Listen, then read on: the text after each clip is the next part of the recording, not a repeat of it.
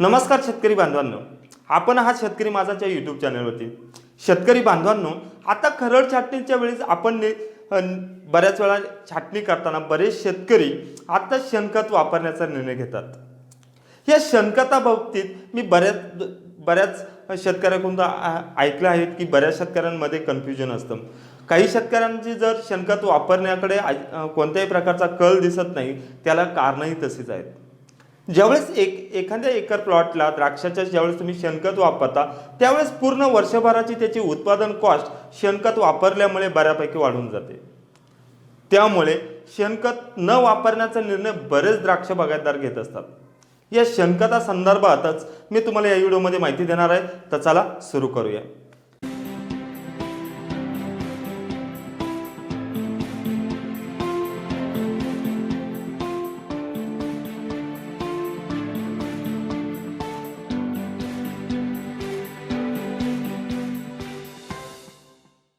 शेतकरी बांधवांनो, आता आपल्या द्राक्ष शेतीमध्ये जर तुम्ही ज्यावेळेस विचार करताना की जमिनीचा ज्यावेळेस विचार करताना सेंद्रिय कर्ब हा एक खूप महत्त्वाचा घटक आपल्यासाठी भूमिका बजावत असतो।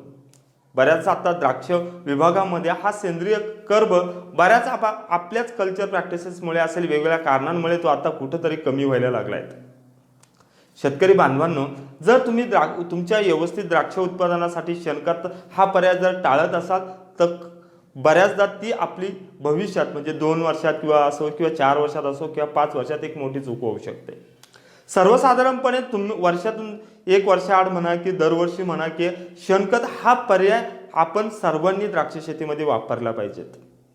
शेणखत वापरतानाही आता वेगवेगळ्या प्रकारचे शेणखत आज सध्या मार्केटमध्ये उपलब्ध आहेत। आता सगळ्यात महत्त्वाचं चांगलं शेणखत ज्यावेळेस बाजारपेठेतून खरेदी करता, सगळ्यात महत्त्वाचं म्हणजे त्याच्यामध्ये काडी कचरा कमी असावा, त्यामध्ये दगड किंवा माती असेल हे सारखे घटक कमी असावे, किंवा बरेच शेतकरी थोडंसं पातळ शेणखत घेतात, तर बऱ्याचदा या शेणखतामध्ये पाण्याचं प्रमाणही काही प्रमाणामध्ये कमी असायला हवं। सर्वसाधारणपणे द्राक्षाला एक अर्धवट कुजलेलं शेणखत हे कधीही फायदेशीर होऊ शकतं। बरेच शेणखत एकदम खूप कुजलेलं शेणखत द्राक्ष बागेसाठी वापरतात। शेतकरी बांधवांनो, खूप कुजलेलं शेणखत तुम्ही द्राक्ष शेतीसाठी वापरत असाल तर बऱ्याचदा ते तुम्हाला काही प्रमाणात फायदा देईल, पण जे तुम्हाला खूप जास्त दिवस किंवा जास्त वेळेपर्यंत किंवा जास्त दिवसापर्यंत ज्या शेणखताने तुम्हाला फायदा द्यायला पाहिजे, त्या गोष्टी खूप कुजलेल्या शेणखतातून होणार नाही। शेणखतामध्ये वेगवेगळे अन्नद्रव्य असतात किंवा वेगवेगळ्या प्रकारचे बॅक्टेरिया असतात। जेव्हा तुम्ही खूप कुजलेलं शेणखत द्राक्षवेलीसाठी वापरतात, त्यामध्ये ह्या बॅक्टेरियाच्या फक्त डेड बॉडीज असतात आणि अन्नद्रव्यांचं बऱ्यापैकी प्रमाण जे ओल्या शेणखतामध्ये असू शकतं, त्याची मात्रा कुठंतरी कुजलेल्या शेणखतामध्ये या वेगवेगळ्या घटकांमार्फत त्यामुळे निचरून गेल्यामुळे किंवा बऱ्याच वेळा त्याच्यातून कमी झालेल्या पाण्यामुळे कुठंतरी कमी प्रमाणात झालेली दिसते। आता बरेच शेतकरी खूप ओलं शेणखत द्राक्ष शेतीसाठी वापरण्याचा निर्णय घेतात। शेतकरी बांधवांनो, खूप ओलं शेणखत सुद्धा तुम्ही द्राक्ष शेतीसाठी वापरणं टाळलं पाहिजे, कारण ओल्या शेणखतामध्ये बऱ्यापैकी हा अमोनियम नत्रच असतो। तो बऱ्याचदा की द्राक्षवेलीसाठी ज्यावेळेस टाकतात की आपल्या जमिनीमध्ये त्याचा काही दुष्परिणाम काही काळाने जाणवतात।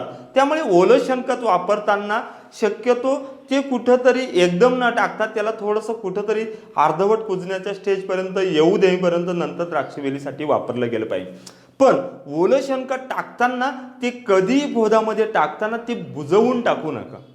ओलं शेणखत सर्वसाधारणपणे 21 ते 22 दिवसांनंतर तुम्ही त्याला बुजवलं पाहिजे। बरेच शेतकरी द्राक्ष शेतीमध्ये ओलं शेणखत टाकताना ते एकदा टाकलं की ते लगेच माती लावून किंवा वरून कशांतरी बुजवून टाकतात। ओलं शेणखत ज्यावेळेस कुजवायला सुरुवात करते, त्यामध्ये सर्वात जास्त कार्बन डायऑक्साईड त्यामधून बाहेर पडत असतो। बाहेर पडल्यानंतर आपल्या बोधामध्ये कार्बन डायऑक्साईडचं प्रमाण वाढतं आणि जोपर्यंत तो कार्बन डायऑक्साईडचं प्रमाण त्या शेणखतातलं असेल किंवा त्या बोधाला कुठंतरी कमी होत नाही, तोपर्यंत त्या द्राक्षवेलीला नवी मुळी वाढ तुम्हाला दिसणार नाही। त्यामुळे ओलं शेणखत शक्यतो हा कार्बन डायऑक्साईड सहजरित्या बाहेर निघून जाण्यासाठी ते सर्वसाधारण 20-21 दिवसापर्यंत तुम्ही उघडं ठेवलं पाहिजे, त्यानंतर त्यावर माती लावली पाहिजे। खूप आता बऱ्याचदा ही गौरी शेणखत जर तुम्ही बऱ्याचदा आता मार्केटमध्ये उपलब्ध आहे, काही शेतकरी ते वापरतायत. हे गौरी शेणखताचा सुद्धा वापर तुम्ही जेवढे पैसे त्या शेणखतासाठी खर्च करताय तितका फायदा तुम्हाला त्या गौरी शेणखतातून होणार नाही. गौरी शेणखतामध्ये आता ते शेण हे उन्हामध्ये वाळवलं जातं, त्यानंतर ते तुमच्यापर्यंत विक्रीमधून पोहोचवलं जातं. ठीक आहे, त्याच्यामध्ये पाण्याचं प्रमाण कमी आहे, पण तुम्हाला त्यामध्ये थोडीशी गुणवत्ता मिळेल, पण क्वांटिटी जी तुम्हाला जेवढे पैसे तुम्ही खर्च करता तेवढी क्वांटिटी तुम्हाला त्या द्राक्ष शेतीमध्ये वापरताना कमी मिळत असते. त्यामुळे तुमचा साहजिकच तुम्हाला होणारा फायदा याच्यापेक्षा तुमचा खर्च थोडासा जास्त होत असतो. त्यानंतर द्राक्ष पिकामध्ये शेणखत कोणत्या स्टेजेसला वापरलं पाहिजे हा सुद्धा द्राक्ष बागायतदारांमध्ये एक मोठा प्रश्न असतो. शेतकरी बांधवांना जर तुम्ही खूप जास्त प्रमाणात टनेज काढलं असेल, जर तुमच्या बाग थोडी अशक्त होत असेल, तुमच्या थोडेसे खोड उडी होत असेल तर तुम्ही खरड छाटणीच्या अगोदर शेणखत वापरलं पाहिजे. सर्वसाधारणपणे खरड छाटणीच्या 10 ते 12 दिवस अगोदर तुम्ही व्यवस्थित गव्हाण पद्धतीने ढोबळा घेऊन शेणखताचा वापर केला तर तुमची द्राक्षवेल कुठेतरी सशक्त होण्यामध्ये त्या शेणखताचा फायदा होणार असतो. आता बरेच शेतकरी ऑक्टोबरच्या अगोदर शेणखत वापरतात. आता त्यालाही एक कारण आहे. बऱ्याचदा तुमच्या बागेमध्ये द्राक्षगड शेंडा व्यवस्थित होत नसेल किंवा तो पुढे जाऊन तुम्हाला व्यवस्थित बऱ्याचदा आपली वेल की घड पाकळी लांबत नसेल, असे बऱ्याचशा समस्या आपल्या सुरुवातीच्या म्हणजे फ्लावरिंगच्या अगोदर असतात. अशा शेतकऱ्यांनी एक तर ऑक्टोबर छाटणीच्या अगोदर शेणखत वापरलं पाहिजे किंवा बऱ्याचदा फेल काढल्यानंतर 20-1 दिवसाच्या आसपास सुद्धा तुम्ही शेणखत वापरलं पाहिजे. पण हे शेणखत तुम्ही अर्धवट कुजलेल्या स्वरूपातलं वापरलं पाहिजे. त्याचा सुद्धा तुम्हाला तिथं त्या स्टेजेसमध्ये पुढल्या स्टेजेसमध्ये फायदा होत असतो. पण जर तुमचा फ्लावरिंगमध्ये प्लॉट गळ किंवा कूच करत असेल तर चुकूनही तुम्ही ओलं शेणखत किंवा अर्धवट कुजलेलं शेणखत हे फेल नंतर किंवा पहिल्या डिपिंगच्या त्या पिरियडमध्ये कधीही वापरू नये. आता तिसरा प्रकार, जर तुमच्या फुगवणीसाठी अडचण येते किंवा तुमच्या घडामध्ये व्हेरिएशन राहतं किंवा बऱ्याचदा नंतर साईजच्या अडचणी ज्या असतात, अशा शेतकऱ्यांनी की सर्वसाधारणपणे दुसरी डिपिंग झाल्यानंतर द्राक्ष वेलीमध्ये शेणखत वापरलं पाहिजे.